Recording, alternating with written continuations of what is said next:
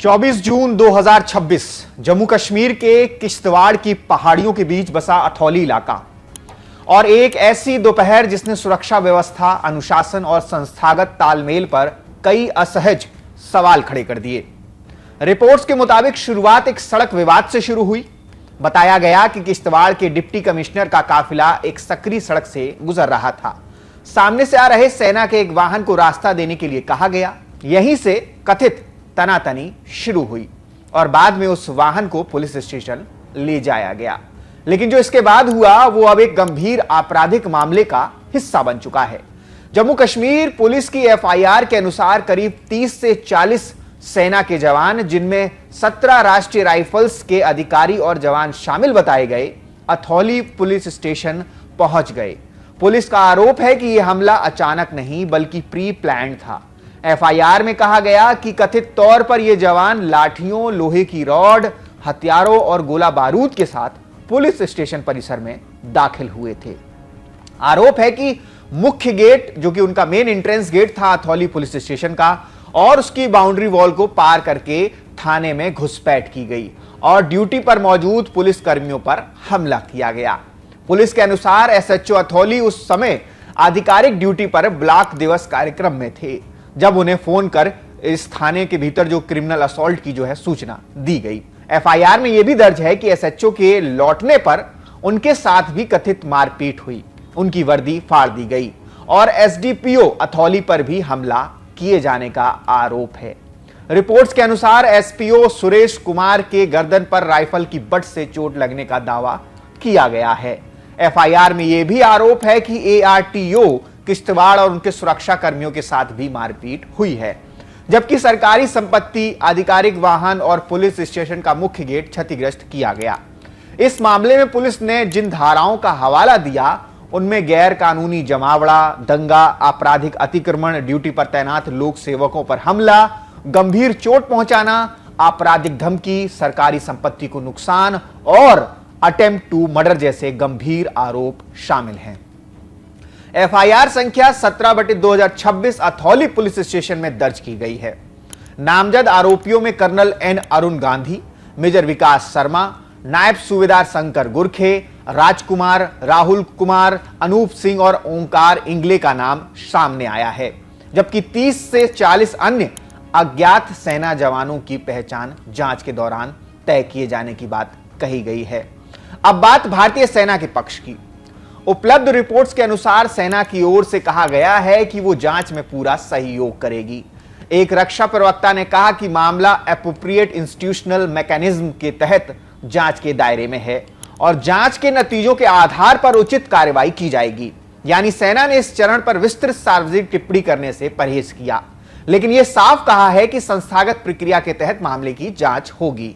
अब थोड़ा एफआईआर में दर्ज आरोपों पर भी बात कर लेते हैं कि क्या यह वास्तविकता में भी संभव है या नहीं। पुलिस ने कहा कि सीओ साहब ने प्लानिंग करके हमला किया और 40 जवान एक थाने पर भेजे और हत्या का प्रयास किया गया।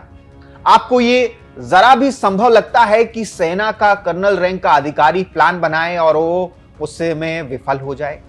40 जवान, वो भी आरआर के हथियारों के से हमला करें और सब पुलिस वाले बच जाएं, ऊपर से एफआईआर कराने के लायक होश में रहें, ये तो मतलब एक तरीके से नामुमकिन जैसा दिखता है। आपको बता दूं कि बिल्कुल, देखिए, हम आए दिन देखते हैं कि पुलिस का सेना के जवानों के प्रति जो रवैया रहता है उसको हम आए दिन देखते हैं किस तरीके से वो बिहेव करते हैं। जो पुलिस में जो जवान होते हैं, वो जब सेना के जवान कोई अपनी बात रखने जाता है या सेना का जवान अपने अधिकारों को बात करता है तो वो उसे एक तरीके से ऐसे ट्रीट करते हैं जैसे कि वो कुछ उनका दुश्मन है।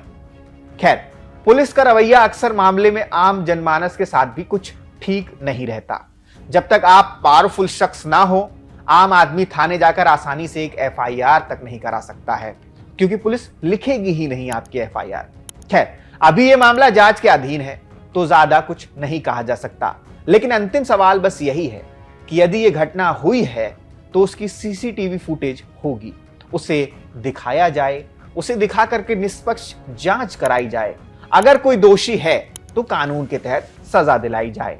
और अगर ये जो पुलिस द्वारा एफआईआर द्वेषपूर्ण भावना और ईगो क्लैश के कारण की गई है तो जितने भी पुलिस अधिकारी इसमें शामिल हैं सबको सख्त से सख्त सजा भी होनी चाहिए।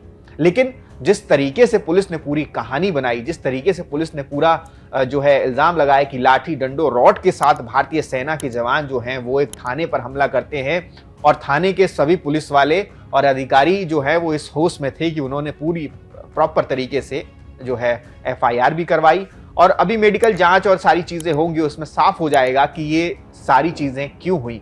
जहां तक लोकल सोर्सेस का कहना है, उन्होंने ये बताया है कि सेना जो की गाड़ी थी वो उससे रोका गया पुलिस वालों द्वारा। और कुछ लोगों ने, कुछ रिपोर्टर्स ने ये भी बताया कि जो सेना की गाड़ी थी वो उसमें सेना के जवान जो थे एक प्राइवेट गाड़ी से जा रहे थे जिसे रोका गया क्योंकि डिप्टी कमिश्नर का जो काफिला था वो एक सक्रिय उससे सामने से आ रहा था। जब सेना के जवानों ने उन्हें बताया कि हम सेना के जवान हैं, हमारी गाड़ी भले ही प्राइवेट है लेकिन हम एक ड्यूटी पर जा रहे हैं, तो भी उन्हें रोका गया। उनका चालान चेक किया गया, चालान में कुछ उन्हें खामियां, जो गाड़ी का नंबर था उसमें गाड़ी के नंबर पे कई सारे चालान थे तो उन्हें खामियां लगी। फिर उन्होंने वहां पे बहस शुरू हुई जिसके बाद पुलिस वाले जो हैं वो गाड़ी समेत जो सेना के जवान थे और जो लोग थे उन्हें थाने में ले गए। जिसके बाद जो सेना का जवान है या अधिकारी है उन्होंने अपने साथियों को कॉल किया। जो साथी थे वो सिर्फ बातचीत करने थाने पहुंचे थे, जहां शायद बातचीत जो थी वो बहसबाजी में और तीखी बहस में बदल गई, जिसके बाद पुलिस ने इसे एक तरीके से अपने ईगो पर ले लिया, अपने जो अहम है उस पर ले लिया और उसके बाद उन्होंने ये सारी जो कहानी गढ़ी। ये एक वर्जन ये भी है, मतलब जो जैसे कहेंगे अनाधिकारिक जो वर्जन है वो ये भी है कई लोगों का वहां के, कि इस तरीके से भी जो है घटना हुई है। अब जो भी जांच में सामने निकल करके आएगा उसके बाद ही तय किया जाएगा कि दोषी कौन है। आपका इस पूरी घटना पर क्या कहना है हमें कमेंट सेक्शन में जरूर बताइएगा। जय हिंद, जय भारत।